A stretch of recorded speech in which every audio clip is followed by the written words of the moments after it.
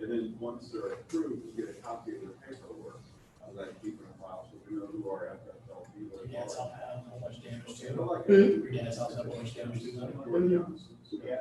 Unfortunately, they have window damage. They have to yank some of the windows because they have there's metal around the window.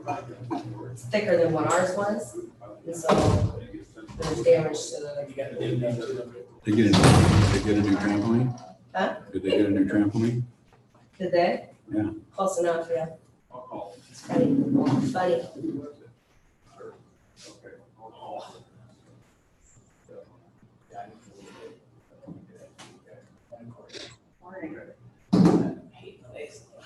Okay.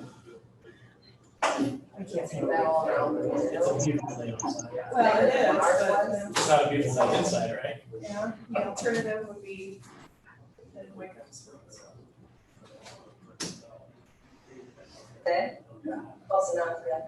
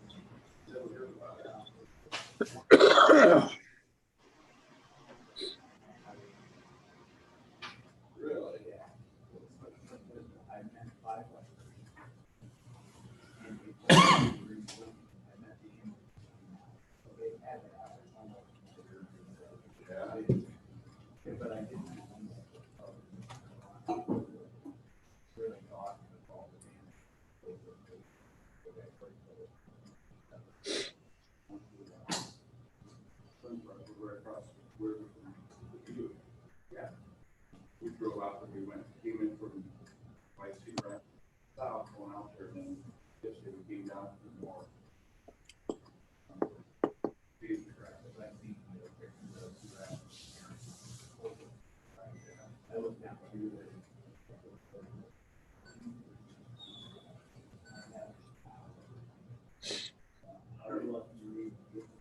Morning, Courtney. Good morning.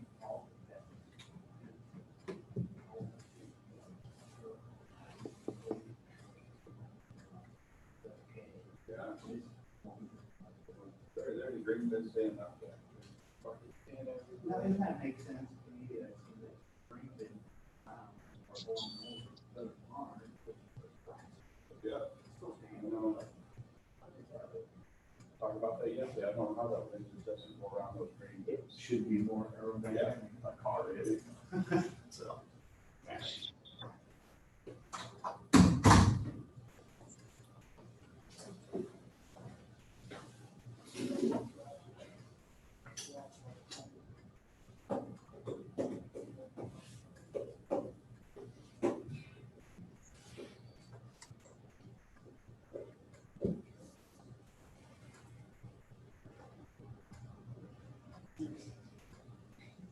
Morning, Dean. Morning, Dave. Morning, Dean.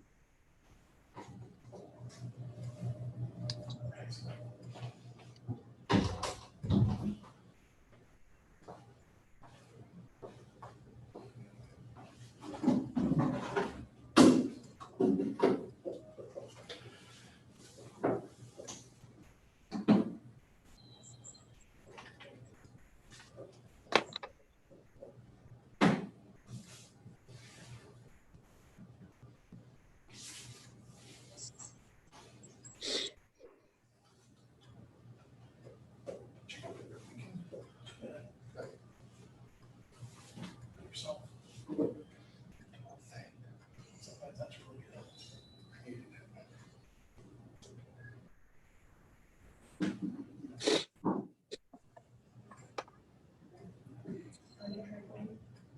We did it in Phoenix. They just hooked a chain up to it and did a little road grading. Took it called Zach, I'm like, don't worry about bringing secondary roads out here, we took care of it.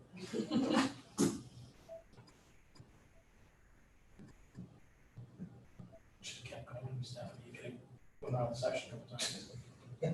I was a couple of springs. Put a block on the outside portion of the tilt. Going right in the road.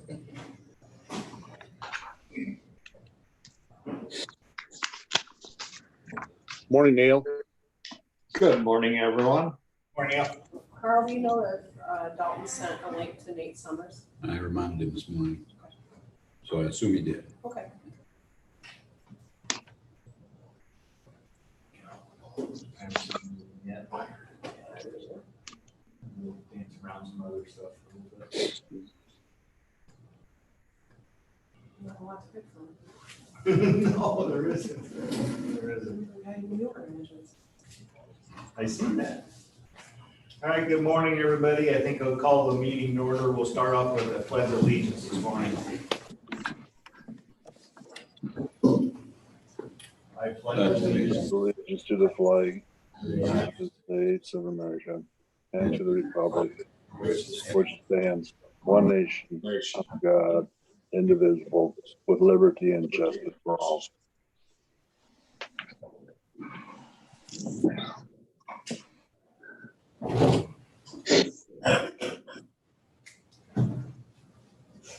All right, does anybody have anything they'd like to add to the agenda today?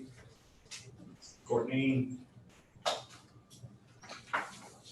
Okay, hearing none, I'll take a motion to approve the agenda. I'll make that motion. I'll second. Okay, well, motion to approve the agenda in a second. Call for the vote. All those in favor say aye.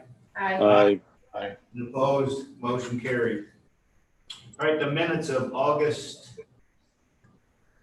10th. Ready?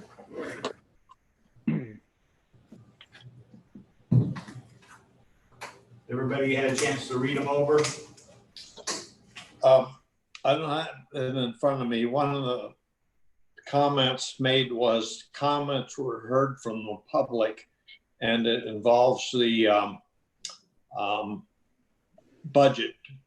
Were there any comments from the public? No, I just copied and pasted that from the last amendment we had, so. Why don't we put something like, How about hearing no comments from the public? opportunity? Yeah, okay, that'd be correct. Thank you. Okay. With that correction, I would move to approve the minutes.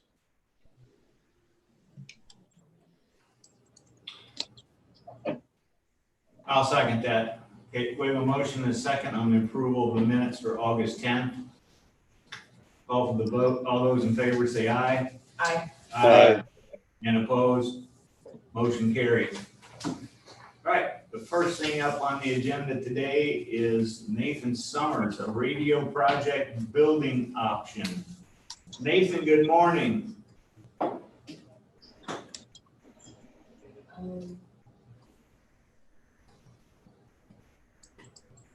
We can't hear you. Can't hear you. Ah, There we good go. morning. Sorry about that. Thank you. Got you now. Thanks for having me this morning, folks. Just wanted to revisit the radio tower project with the Motorola lease. We had taken a look at doing a lease versus doing bonds late last year when the project was kind of getting underway.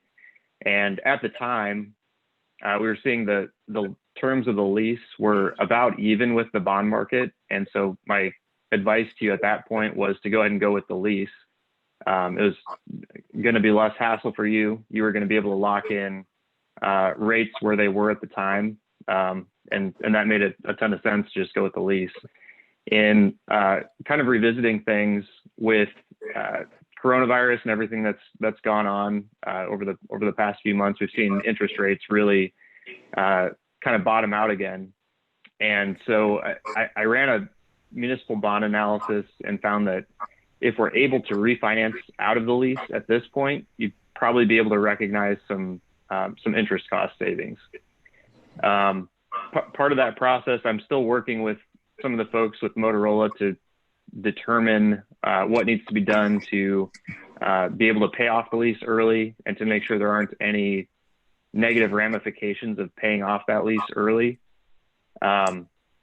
If I find that we are able to exit the lease without having any impacts on the project, which is still underway, or anything else surrounding the maintenance of the equipment, the preliminary analysis that I ran, and I had sent it to Courtney. I don't know if you folks have it in front of you, but the rough savings estimate that I came up with was about $173,000 over the course of the financing, which would be over the next 10 years.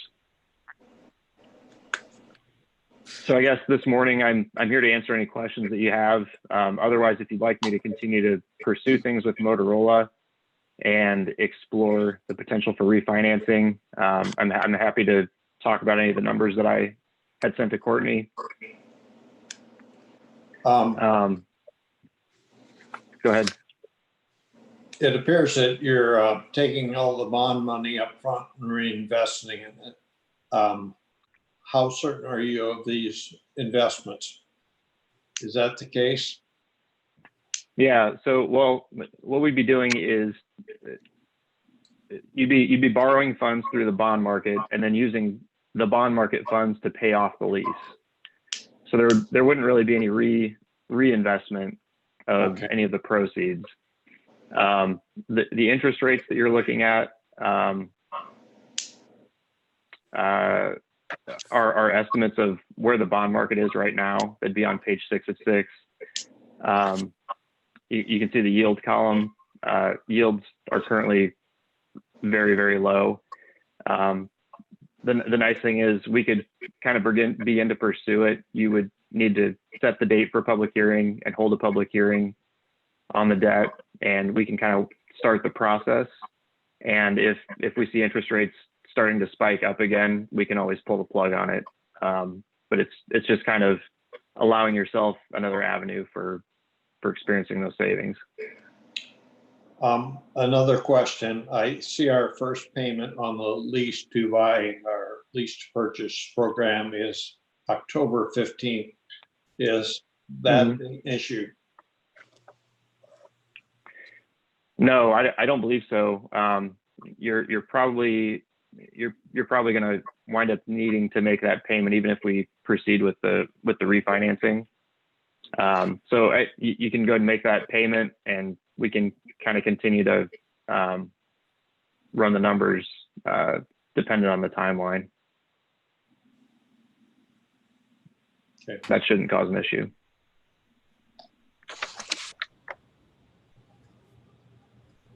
The lease, of course, on the lease purchase agreement is not to exceed $3,794,385. Is that a set amount, or is that an estimate? It says not to exceed in the contract. Yeah, I'm not completely in the loop on all of the parameters of the lease, and that's part of what I'm trying to figure out with Motorola is the outstanding balance, and if the county were to proceed with the refinancing before the project is actually complete, does that have any negative ramifications on the county? So the not to exceed amount shouldn't matter because you're going to wind up holding a new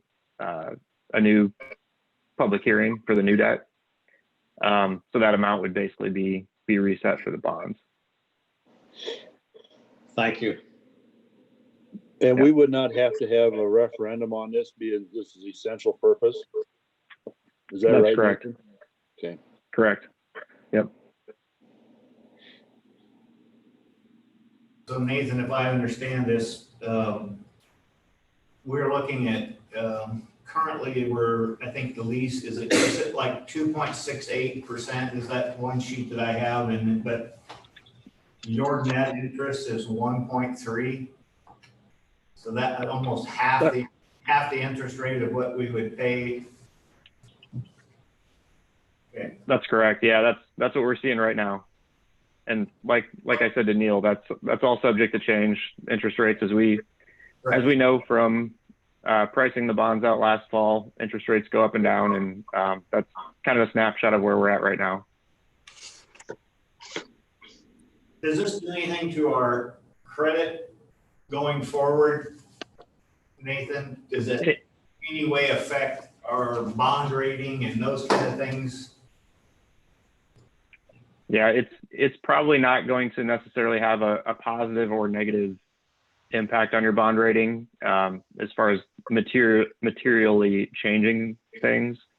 Obviously, you're going to have less interest costs going forward, which the rating agencies would view as favorable. The less interest you're paying, the stronger your credit would be. So I would say this would be an improvement on the credit, if anything.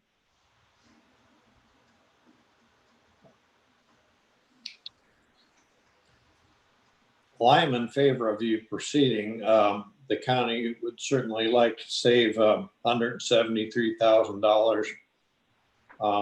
And this board, of course, is concerned how this bonding would affect our relationship with Motorola as compared to a lease to purchase. I would state that other counties have had, paid it off up front as opposed to have a lease to purchase. So I think it's okay, but due diligence is in order. Yeah, I agree. I don't want to do anything to damage that relationship with Motorola. My understanding of their position in the past, at least, has been that they've never really necessarily wanted to be in the financing game, that they kind of provide it as a service to their customers, and they try to provide it at cost, which, I mean, we saw that last fall in comparing it to the bond market. It was about even. But now that interest rates have fallen, there may be additional opportunity for the county to have some savings. And like you said, Neil, I would pursue that with the Motorola relationship in mind, in good faith with them. And I want to make sure that nothing that we do is going to damage any of the project that's still underway. So that would be my top priority. Dean, you're muted, Dean. Oh, there we go. I think we actually had this discussion before, about starting with a lease option and then going to the bond. Yeah. So I think this is very favorable, and I think you need to pursue that, Nathan. Okay.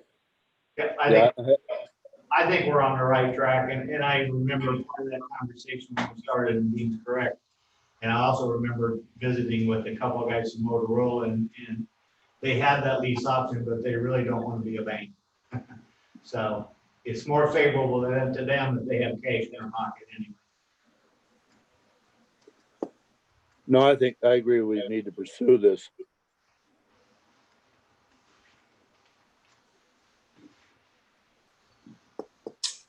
How long will it take you to get us an answer, Nathan? I actually have a couple of messages into one of the folks at Motorola, so I'm just awaiting some correspondence from them, and then I should have a pretty good idea. I'll talk to your bond attorney, Bob Jostin, and make sure he's in the loop and he's comfortable with it as well.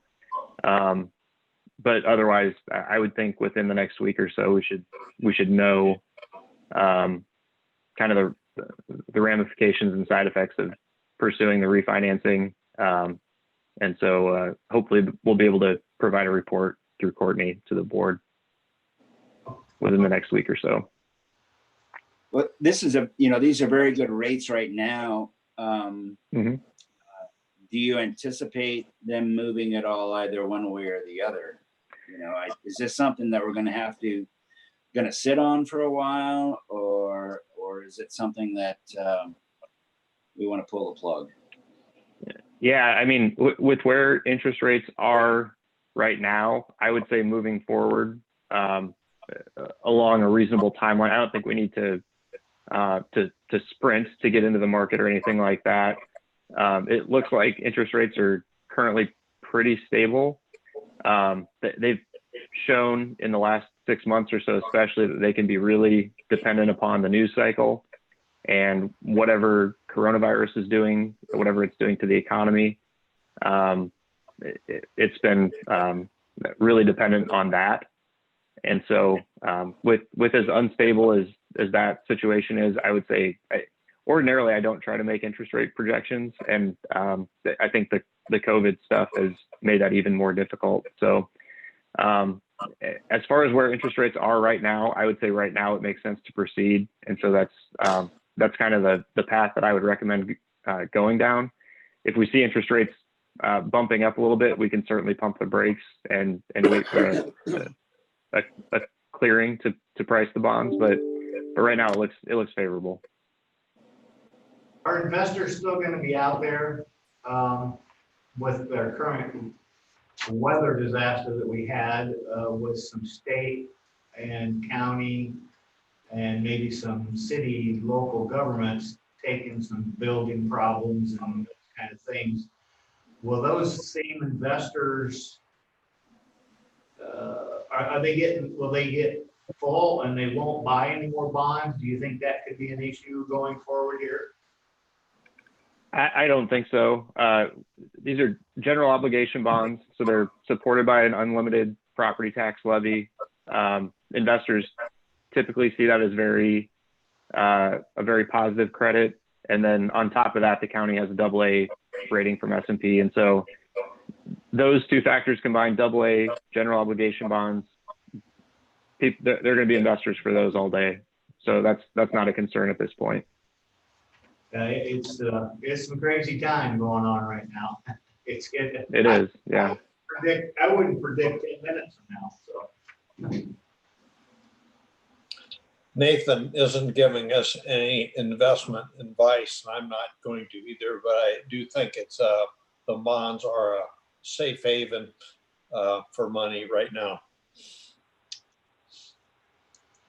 okay, so what I'm hearing from the board is I think that Nathan, would you continue to pursue this avenue and also keep Courtney in the loop? And I think it probably will work very similar to our jail bonds that we did. Is that correct? And then, but you may have to help her through that process with the paperwork and all that stuff. Yes, yeah, correct. This should actually be, aside from, I mean, the only additional step is setting the date for and holding a public hearing. But as far as everything else goes, it should be a lot more, even more streamlined and simplified than the jail bonds. Okay, very good. We already have a lot of that documentation in hand, so it shouldn't be a whole lot of extra work for anybody. Okay, good. Because we're coming up on an election cycle, so we need to keep that low in the auditor's office, that sideline stuff, so. Yep. Do we need to assign the scope of services right now, Nathan? That's up to you folks. If you're ready to authorize it and get that off your plates, that's great. If you want to wait until I report back to you with what Motorola finds, that I'm happy to pursue it in good faith. We've had a good working relationship in the past, so that's completely up to you folks. Nathan, this is Courtney. I noticed on that, the signature page says Woodbury County Law Enforcement, and then our chair is now Richard Ruggles instead of Neil, so we probably should. Okay. I Okay, sorry about that. think you should have those conversations with Motorola first. Okay. Yeah, I'll correct the agreement and send you a clean copy, Courtney. Sorry about that, and thanks for catching the typo. Yeah, you want to go through that and have it ready for us next Monday, and then maybe we can move, get started on that process Monday. Sounds good. You'll have answers from Motorola by then, I'm assuming, so. Yeah, I hope so. Thanks, Nathan. All right, any other questions for Nathan here this morning? Courtney, do you have anything else? No. Any comments from the public yet? Carroll, you seen anything? No. All right. Well, thanks, Nathan, for letting us know on this. Appreciate it very much. Sure thing. Thank you. Have My a good pleasure. week. Thanks, Thanks, Nathan. folks. Stay safe. Goodbye. Bye. You too. Goodbye. All right. The next thing up on the agenda is Zach from Secondary Roads. Morning.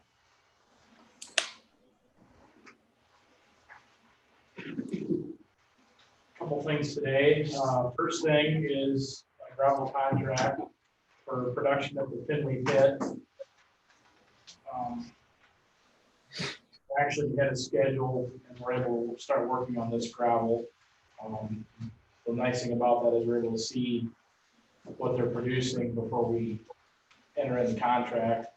And I tried to attach a few pictures up, hopefully you're able to see some of those. There is quite a bit of rock coming out of that. It's deceiving stuff, and sometimes you look at the pile and you think it's worth, there isn't much, but then you look at what's actually coming across the belt and there's more than what you think. So I think it'd be a pretty good stuff.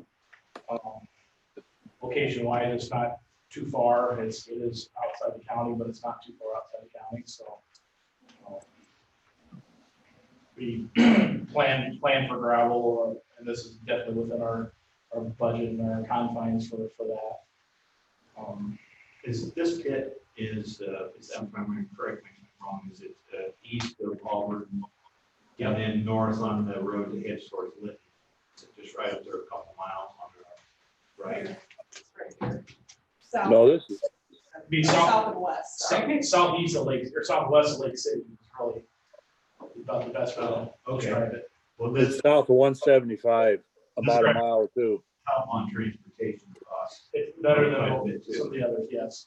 It's not in Carroll County, but it's about as close as you can get without. Okay. And there's lots of, I'll call it good gravel in that area that we've gotten before, as well as Calhoun County has gotten. Calhoun County we got into a new pit just probably about a half mile from there, so there's. And we've gotten gravel from Finley before. I believe 2014 was the last time we got gravel there. Do they take that gravel out to the north and do 175 before they go to Carroll County? Yes, normally we go west and then north up to 175. You know. Okay. Appears So- like they're not going that deep for this gravel, are they? No, it's not real deep. I'd say from existing ground to the bottoms, maybe, there's places where it's 25 feet, but some places it's not that deep. So there wasn't a whole lot of overburden on top. That was the benefit of this. It's relatively shallow gravel.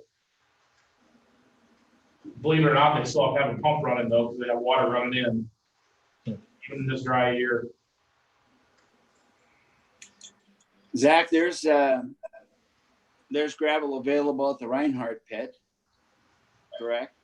Yep. We still have roughly 40 to 45,000 tons sitting there yet.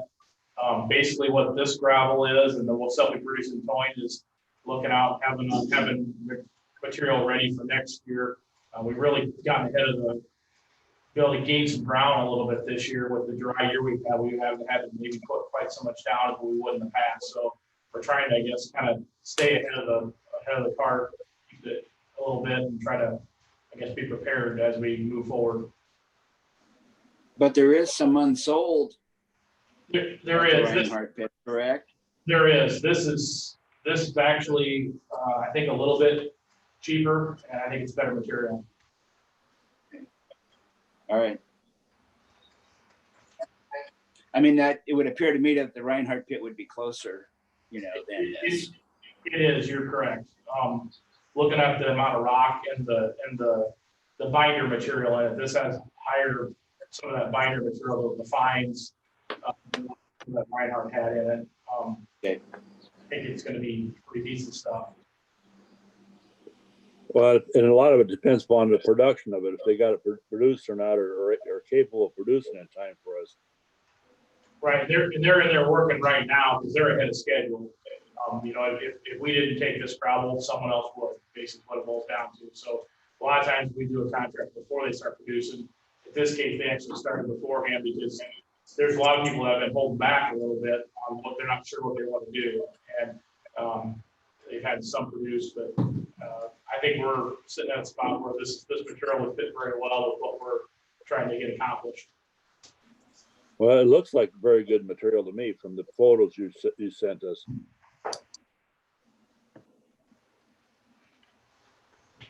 But there is a pile actually already setting at the Reinhardt pit. Correct. There is a pile that's unsold. Unsold. Correct. You're right. Yeah. You're correct. If we needed it right now, I think that would be a big issue, Dean.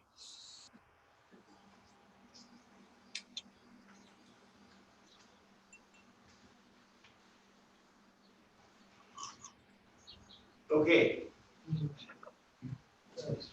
Any more questions? Do you think it's a good time to invest in 50,000 tons?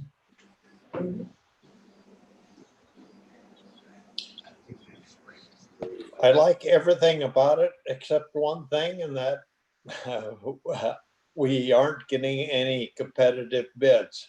I mean, Stratford does an excellent job, et cetera, et cetera. I have no complaints. But is there any way to get other bids?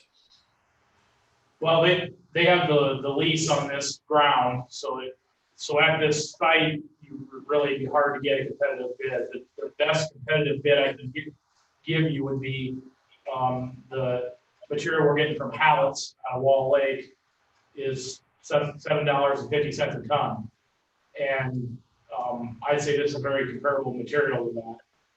So yeah. From a price perspective, this is Stratford's done very well, and as far as producing gravel at a pretty reasonable rate, I guess. And they've gotten the lease on the pits where it's worked out well for us to get gravel. So I guess it's nice to have competitive quotes on this stuff, but it's really hard to get true competitive quotes, I guess is what it boils down to. And if this price is about as low as we've paid for gravel, isn't it? I don't even at Reinhardt. I don't think we're going to see anything under $5 probably ever. Well, I'm glad. I'll make a motion to go ahead with the contract. I'll second that motion, and I'm in light of the comment I made about wanting or wishing to have competitive bids. I'm glad that Stratford has the contract on this pit. They're a good company to do business with. Did they reach out? Did they reach out to you, Zach, on this? Yes, they did. They did. Okay. Okay, so we have a motion and a second to move into the contract with Stratford Gravel. Any more discussion? How does this fit into the budget, Zach? Very well. I mean, we kind of had budgeted for 150,000 tons worth of gravel for fiscal year 21. We've done 50,000 ton at Toyne, so now we'd be up to 100,000. So, we're basically 2/3 through what tonnage that we were looking to purchase, and still under the 2/3 amount from a dollars perspective as well. So, I think we're sitting pretty well. And with this produced, we can sit back for a little while and see how the kind of fall goes and go from there. When will they get done processing? This week, I think. Oh, okay. They made really good headway. They started, I don't know if it was beginning of last week or end of the previous week is when they started, I think. But they're very close to being done. Is there going to be more available, and are other counties building piles? Other counties are building piles. I know they're both Sac and Calhoun are getting some produced. I believe Crawford is as well. We're the only ones that will be in this pit at this time because there's not a lot of room for stockpile. But like I said, just a half mile away, Calhoun put up a pile and a new pit. And then I know up in Sac County, there's going to be produced up there for Crawford, Sac, and possibly other counties as well. So they're still moving ahead. I think everyone just watching the dollars and cents from the standpoint of not getting too far.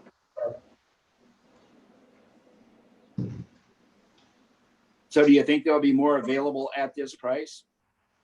Not at this price. That's for this year. I think as we go forward, it will go up somewhat, but the formula that Stratford uses and how they calculate their rate is relatively, I want to say, pretty constant increase, a slow constant increase. It's nothing, it doesn't jump around a whole lot. They use a price index that works very well, that it goes up, whether it's 10 or 15 cents a year, depending on the cost of their production. So it's going to continue to go up, but it's not going to go up exponentially, I don't believe.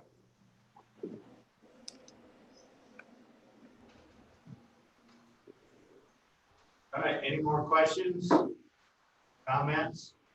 Okay, we have a motion and a second. I'll call for the vote in order to enter into this contract for Stratford gravel for 50,000 tons at $4.99 a ton. I'll call for the vote on that. All those in favor say aye. Aye. Aye. And opposed, motion carries. All right. Department update. Few things that, excuse me, talk about today. One, our shouldering project on the Dedham Willie Road is complete. We got done last Thursday, so a lot of dirt moved. Really worked out well from a weather standpoint, but should give us what we need to be able to get a paved shoulder put on that road next year.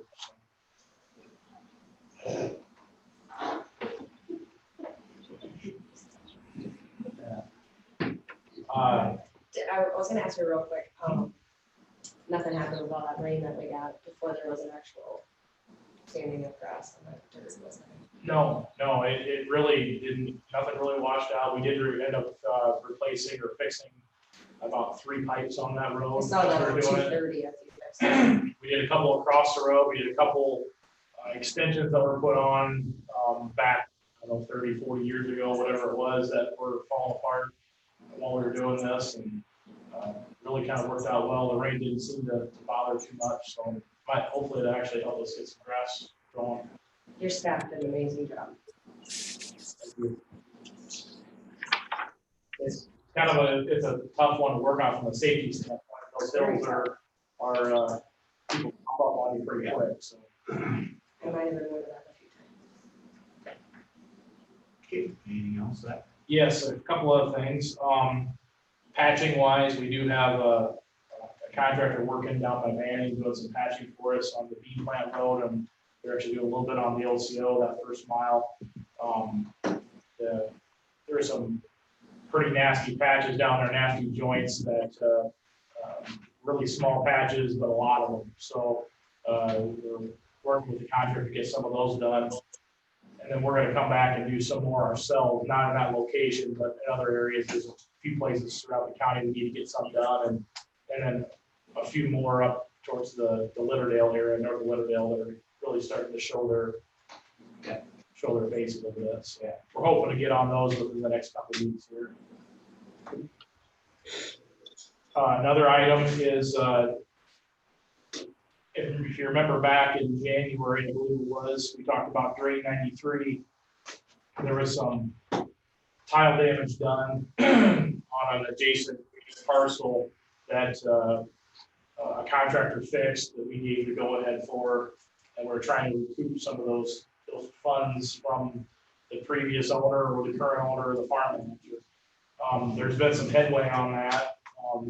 The private owners had sent some letters as well, and the bottom line is, I guess the farm management company is going to be sending a check for those repairs. So We haven't paid that bill yet, so what I suggested, and I talked to Courtney about this, is that they'll send a check to Carroll County, and then we can turn around and pay that bill and reimburse the contractor, or the property owner, whoever's paid that at this point in time. I believe the contractor's still holding the bag on those dollars, so.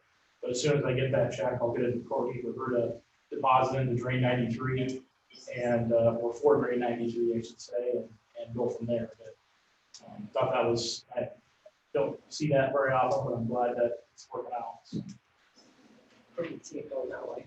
Well, it's hard to try to get that back, and I believe it's the park management company that's taking care of it. So. Then the last thing on the list, we do have our open position for our truck position for the secondary road department. Those applications are due today, so we've got about 15 applications in so far. Hopefully we get some more in yet today. So. Where'd y'all broadcast that up? Did you do? We did the three local papers that we normally would be Manning, Coon Rapids, and the Carroll paper. Sure.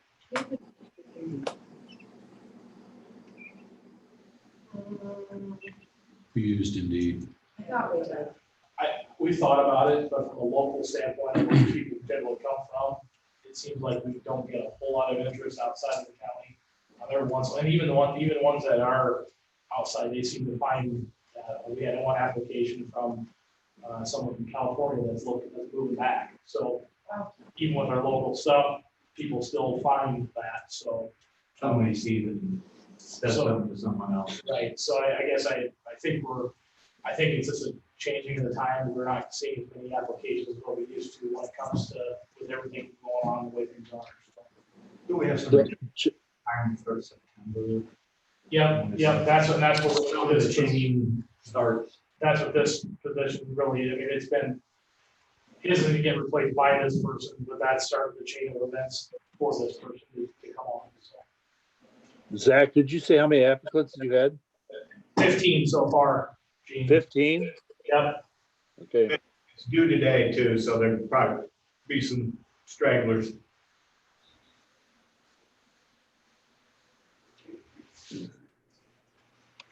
That's all I got.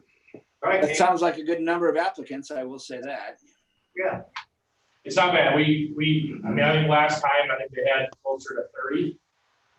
So hopefully we get a few more coming in. I think we will. It seems like the last few days there's always 5 to 10 that seem to show up. Any other questions for Zach? Nope. All right. Nope. Zach. Thanks, Zach. Thanks, Zach. Right, the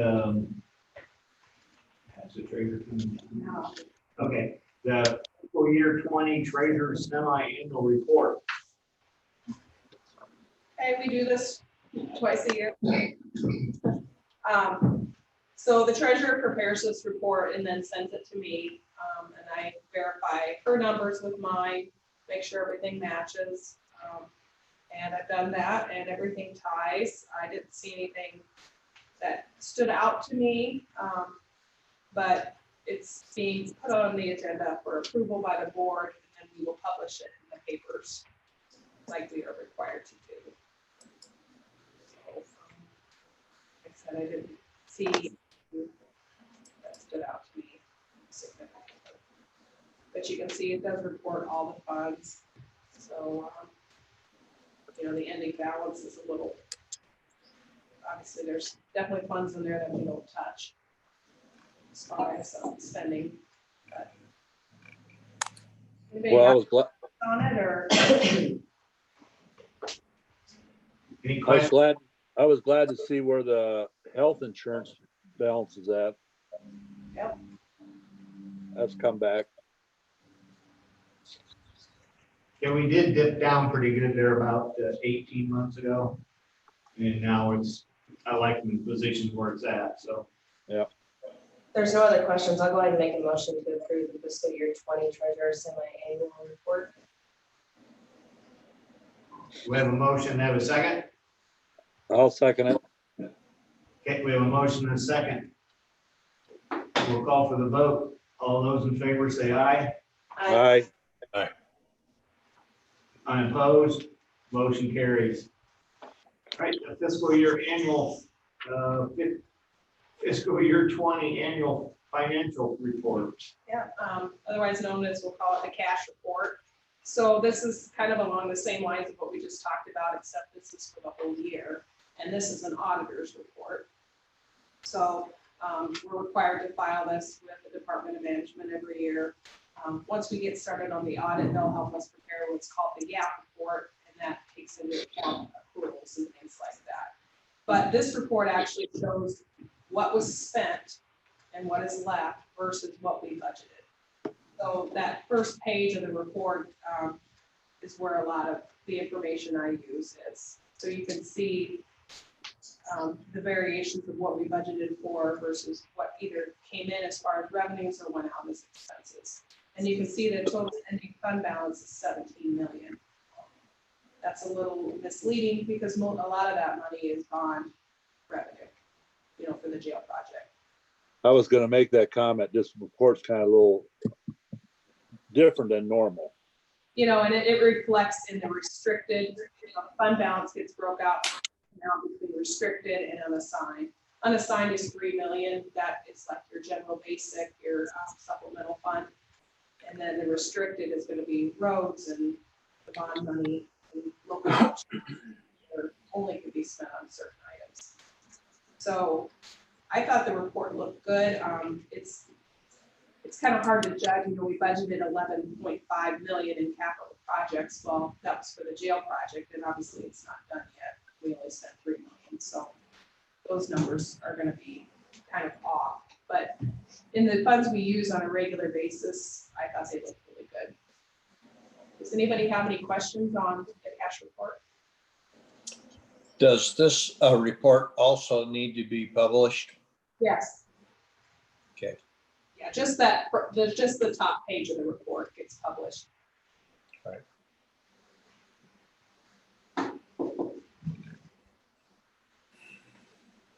So if anybody jumps you about having $17 million in reserves, you can make sure that you say, you know, that includes the bond money for the jail, because that really throws that number off.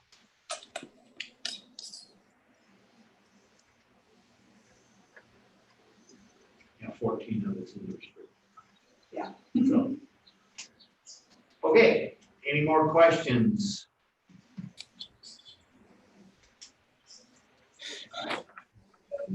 Yeah. Take a motion to approve the annual financial report. I'll make that motion. Okay, we have a motion and a second for the fiscal year 20 financial report. I'll call for the vote. All those in favor, say aye. Aye. And opposed? All right, motion carries. All right, committee reports. I'll go ahead and go. This last week, I was supposed to have a Wesco meeting on Monday night, but something came up with Clay, so we are moving it to tonight. Medicine, and then Wednesday, I have my first ISAC legislative meeting. And then Thursday, I think there's a jail meeting. Is that correct? I believe so. And then Friday, I think there's an emergency coalition meeting. Last week, I did run up to 255th Street. We had a grain bin site. I did call Zach. We had closed the road after that storm. Obviously, it blew across the road. And that was it. That's all I have. I'll go next. I had no reports from last week. This week, I believe I have the newspaper and radio. On Wednesday, I have the Coalition of Human Services meeting. On Thursday, we have Shive Hattery in the morning, and the afternoon, and have a CPPC meeting. And I will probably not be at our meeting on Monday. I'll be gone. And I would like to have someone attend a Rolling Hills meeting for me on August 26th. Is anyone available to attend that? I can do that, Neil. All right, I'll have Don send you the information on the meeting as well then. That'd be great. Thanks, Rich. Okay, I can go next. On Tuesday, I had a policy council meeting. We covered the financials. They were good shape. We talked about the program report. We are fully staffed for this current coming up year. The only position we have open is a center supervisor. They talked about the summer program. We had a summer program for kids for about 27 kids this summer. And the one thing they thought that came out good was that it was a good prelude to what's going to happen this fall. So kind of give them an experimental run for with kids coming back this fall. So that was good. We didn't have any health or safety issues. We talked about the early Head Start center-based program, the Perry project. We have gotten that property bought. We are waiting for the contractor to start. The contract has been signed. There's some changes that have had to be made to make it affordable. So there's some final drawings that we're waiting on before they start construction down there. The Carroll Center is working. They're changing that to fit our needs, and then we will be able to purchase that hopefully this year yet also. So those are both moving forward. All our school district partnerships have been signed and in place. We did also approve our Head Start and Early Head Start continuation grant for $2.4 million budget, and our Early Head Start for $520,000, and a TNTA plan and budget for that also. This fall they will start off the program. We're slotted for 247 students, but we'll probably start with smaller classes, and eventually as things work out, we will increase those class sizes. The one thing that we've done is they've scheduled so that all the classrooms, or especially where they have two classes in the same building, they're having them stagger times when they arrive and when they leave, so we don't have so many students and parents congregating in the hallways. So they are staggering those times on that. We did go through a lot of our policies and procedures and updated those. Particularly a lot of it was with in regard to COVID, how we handle situations when a kid is sick and stuff like that. Then on Thursday, I had New Opportunities Board meeting. We basically covered a lot of the same stuff that the Policy Council did there.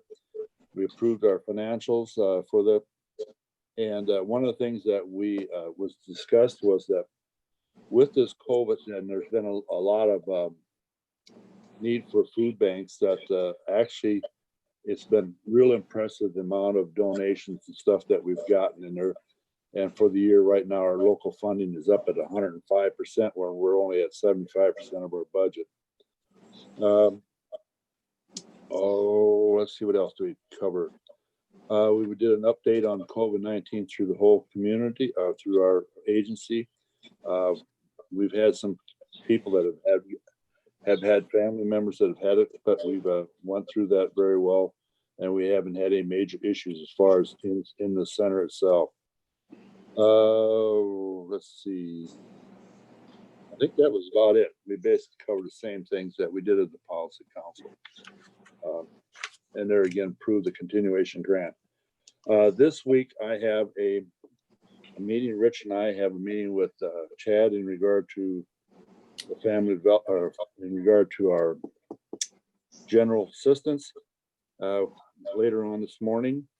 I think there's a CADC meeting, business meeting tomorrow. And wait, whoa, I'm on the wrong month here. Just a second. I got in the wrong month, wrong pew, wrong church.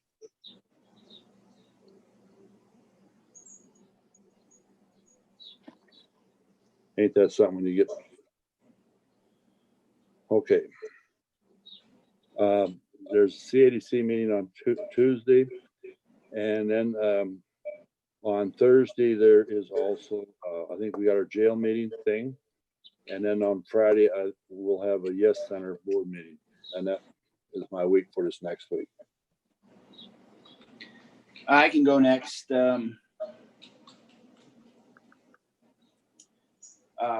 Monday night had a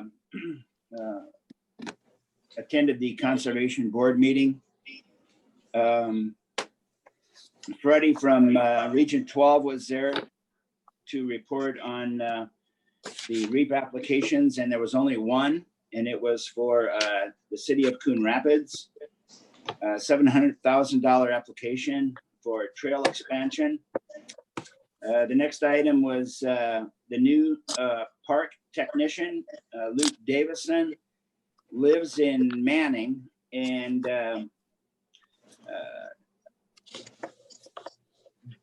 Jason wanted to make everybody aware that he will be taking a vehicle back and forth from Manning, and part of the reason is that since he is living in Manning, he'll be able to cover things that are happening at Great Western Park. We actually, I guess they have somebody hired. They pay somebody from the city to monitor things that go on there and to clean and do things like that. That person will not be doing that anymore. Luke will start doing those duties now. The Hart lease discussion came up. The Hart family down in Coon Rapids, the property that is rented by the conservation board.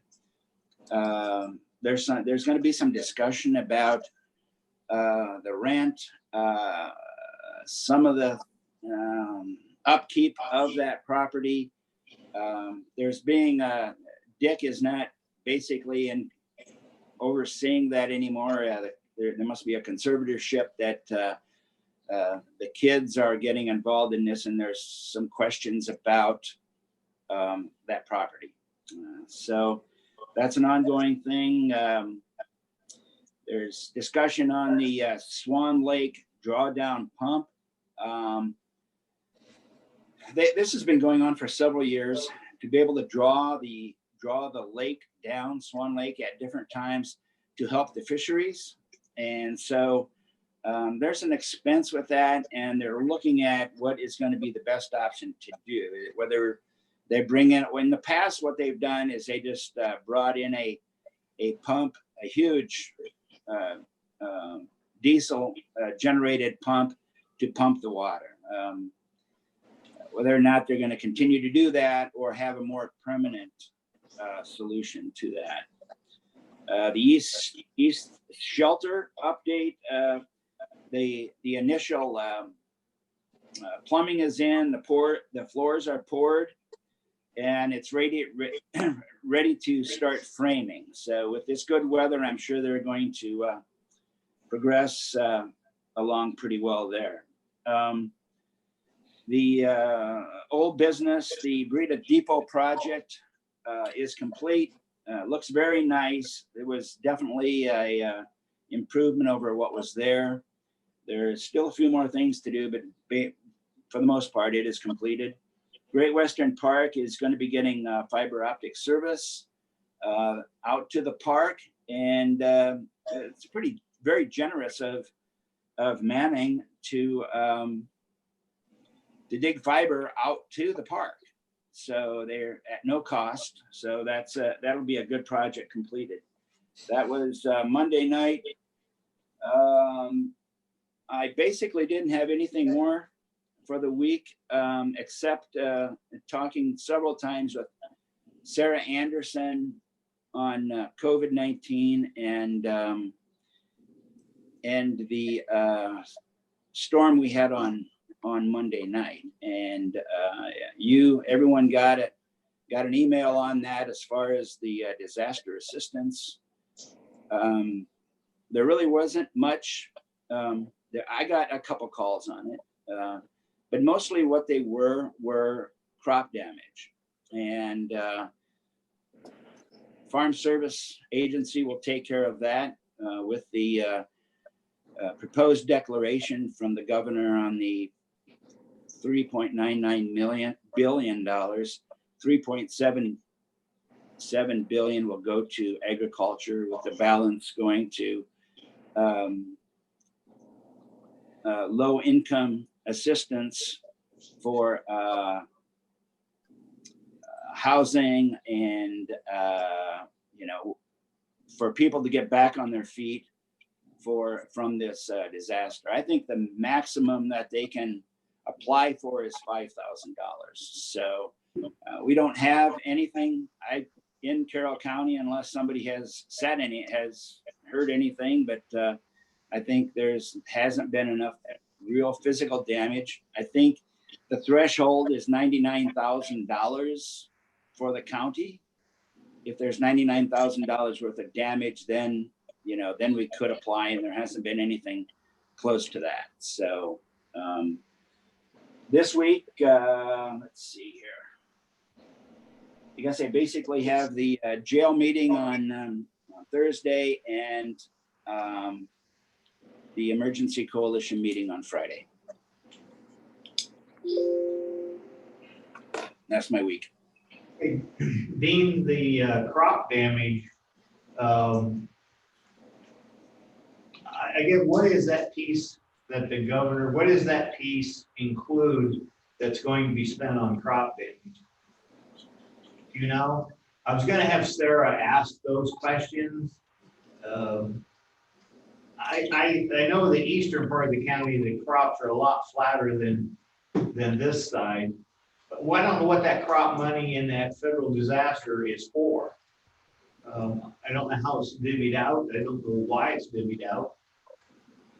Well, I guess I'm not exactly sure what the if it's going to be a yield thing. I don't know if they're going to project, if they're going to go in and do a crop assessment and then come up with a yield that they think they're going to. I guess I don't totally understand what the situation there. Neil probably knows a little bit about that, but I think the Farm Service Agency and Mike Naig addressed that, so I think it's basically an agricultural situation there. And I think the Farm Service Agency is probably going to be dictating what is going to be coming out of that program. Okay. Well, I just know that I know there was a bin and a couple roofs taken off down in the southern part of the county, and then insurance companies will handle a lot of that. And that I just don't see much need to pursue this disaster unless it's the crop side of it. We need to get our fingers in the middle of it, but surely they will advise us if we need to be doing it. They should be advising us. Would that be correct thinking? Yeah, I think so. But I just don't think anything's going to come of this, really, to be quite honest with you. I think we'll just have to learn more from the governor on the crop situation. Okay. Very good. All right. Last week, I had the waste agency on Tuesday. Wasn't a lot there this week. We are doing some flyers and we delivered some pieces about how to recycle and what to recycle. We've got these little cards, and there's also have an 8x10 that you can stick on your refrigerator. Those will be coming out to help people with guidance on recycling. We're down to number 1s and number 2s in plastic only. So that it's always an ongoing education process. The other thing was that we bid on part of Cass County for garbage, and we were the low bidder. They have not taken either bid. There were 2 bids. we were almost $6 a ton underneath the closest competitor, and that was a private competitor. So they will make a decision in September about if they're going to accept our bid and how they're going to proceed from that point. That was about it for the prices. Are cardboard's coming down, but plastics are up just a little bit, so it kind of about the same as we were last month, just kind of reverse of what was being sold. Upcoming week this afternoon, around noon today, I have a Zoom meeting with Chad and Gene. Then on Thursday, I have a baiting construction meeting update. All right, a couple things that we need to cover is, number one, the bill that Courtney asked for information on. She only got a response from 2 of us. We need to still be responding to those emails because things keep going on. So we need to kind of stay on that a little bit better. And I know if you don't come in, sometimes it's easy, let stuff slip your mind. The other thing that was one of the emails was the COVID relief, government relief fund. And I highlighted some things on the inside of that. And one of my questions, and it's on page 2, it says, as a matter of administrative convenience in light of the emergency nature of this program, local governments may present 25% payroll cost for public health employees and 25% of public safety employees. So does that open, in your opinion, does that open the door for we could recover 25% plus overtime fees that maybe Sarah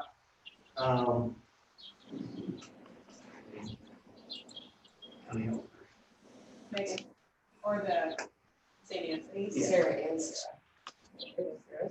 They are, I think St. Anthony would have to do Sarah Schulte. Sarah Schulte, would that open us up to pay her overtime through the? I think so. And give us the opportunity to get that money back. So we need, Right. to kind of follow that up a little bit too and make sure that that gets turned in and do what we can there. The public safety, I don't know whether Sarah Anderson's, some 25% of her pay that we pay her was probably, I assume that they're saying 1/4 of the time was spent on COVID related issues, which probably is the other way around. She probably spent 3/4 of her time doing that and 1/4 doing something else, but I don't know if that gives us an opportunity there either. Well, the public health would be considered home health. I mean, as far as our payroll, home health aides, Carrie, Sherry, public safety is going to be your sheriff or ambulance. That's Right. And all those pieces that they would have bought, masks or hand sanitizer, or everything that they would have had to do differently than they were doing, all funnels through you anyway. Yeah, we're paying that out of that local option. Okay, and you're on top of But all as that. far as overtime, and main one I can think of is Sarah. She had a lot more hours than she normally did. So if we could get some of that turned in and get reimbursed for that, because that was COVID related, 100%. I don't know, we have to talk to like Daryl and the sheriff and see if they had more hours because of it. I don't know that they have, but Okay. Would you follow that up with Yeah. Sarah a little bit? And like I said, we'll ask for it, whether we get it or not, Well, that's and- one thing, but. and another thing is Sarah's payroll comes out of the EMA fund. And so I think she would have to apply to get reimbursed because those aren't general county dollars, they're EMA money. Okay. So I can check with her and just make, I would assume she's gonna do that, but I can check with her and make sure. And then there was also dates of, between this date and that date, you can file for by September 15th, and then there will be another filing date later. I already talked to Dalton a little bit too, and anything that we're doing Zoom now, the speakers and all this stuff that we've had to purchase that we normally wouldn't have had. iPads might be included in that too. And is that federal? Or is that state? I think this is state. Because I was under the impression that we had to file with FEMA first, and whatever FEMA didn't cover, then we could apply for state from that. It does have FEMA here in the back on the page 3 of that. Did you get that? I know. Probably did. But the stuff I've been reading, it sounds like you have to submit your claim first to FEMA, and then whatever they don't cover, then that remaining you can apply with the state and get. Here is that state. You're absolutely correct. We go through FEMA and then state. That's kind of the way I understood it too. But I'll get a hold of Sarah. You know, I mean, the always problem with this is that when you file with FEMA, you don't know which year you're going to get that. Yeah. You know, whether it's This may be next year's budget, might be. yeah, it may be next Budget. year. I mean, Yeah. so I'll try to cover that with her. And as far as the overtime is concerned, I know that and I don't know if this is a good thing or not. I think that the hospital, you know, has been trying to conserve a little bit as far as the overtime hours. And Sarah has been letting them know that these hours are available, you know, so the dollars are available for the overtime. They can be covered through this program. So Yeah, I know that hopefully, contact tracing can take a lot of hours. what's that? So that contact tracing can take a lot of hours. Yeah. And most of it has been, I think they've been, if it sounds like they really are putting in a lot of hours to the COVID thing. Nicole and Sarah Schulte, you know, and as far as the Board of Health is concerned, there's some concern about that too. I mean, are we not allowing hours for Board of Health actual functions as well? So I think there's probably going to be a conversation there as well. Okay, good. Let's keep that up on the table. So we, like I said, we'll file for it. If we get it, we get it. If we don't, we don't. But there's a couple other major purchases. I know the 2 ventilators that portable ventilators that Carroll received are not cheap. So, and I see those were directly listed in that, what things that are order allowable. So, okay. So if you get a chance, stop. And we've got a couple resolutions that need cleaned up. If you get a chance, you're out and about, please stop the auditor's office and give Courtney a hand and help and get that stuff, keep things moving. Courtney.